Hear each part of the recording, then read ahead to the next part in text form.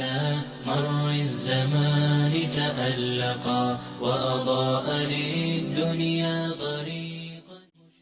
اولین پرسش از نماز بود. به نام خداوند بخشنده و مهربان. الله حق سبحانه و تعالی می فرماید: ای کسانی که ایمان آورده اید، از صبر و نماز یاری بجویید، یعنی برای حاصل کردن ثواب آخرت، به درستی که خدا با صابران است. هر وقتی که غم و غصه دنیا بر گردن شما بار می شود، گاهی که خوف و ترس و بیم به پای شما زولانه می زند، وقتی که مصیبت به دلتان لانه می گذارد، برخیزید و نماز گذارید و خدای را عبادت کنید. زیرا روح و روان و جسم شما آرام می گیرد، غم و غصه ها برطرف می شود.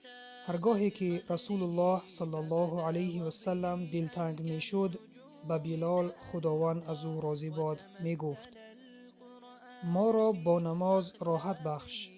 زیرا خوشبختی را پیامبر صلی الله علیه و سلم و صحابگان او از نماز دریافت می کردند. به تحقیق حیات بزرگان را آموختم. گذشتگان وقتی که به گرداب مصیبت غرق می شدند، رهایی را در نماز می دیدند و البته توسط نماز ریاضت از سر خود مصیبت را دور می ساختند. قوت و صبوریشان دوچند می شد. حتی در ساعت خوف و ترس فرض شد نماز خوف تا ثابت و مستحکم باشند. برای آنان که بیماری سالیانه دراز اذیتشان می دهد، راه نجات تنها در راه مسجد و سر به سجده نهادن است. الله را در حالت سجده راضی کنند تا راه نجات را خداوند به ایشان نشان بدهد.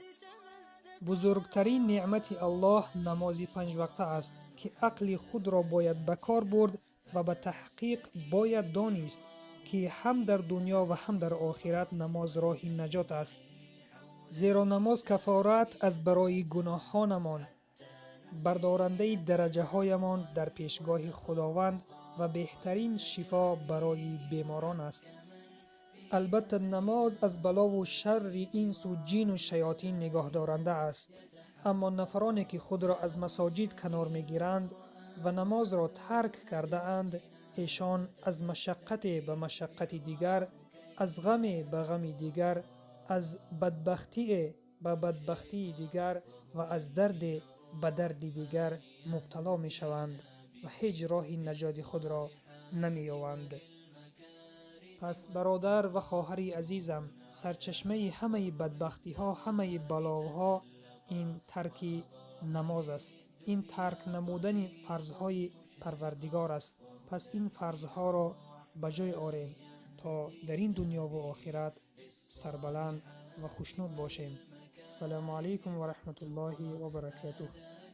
هذا كتاب الله أعذب منهل أنعم به من مورد لمن استقى قد صانه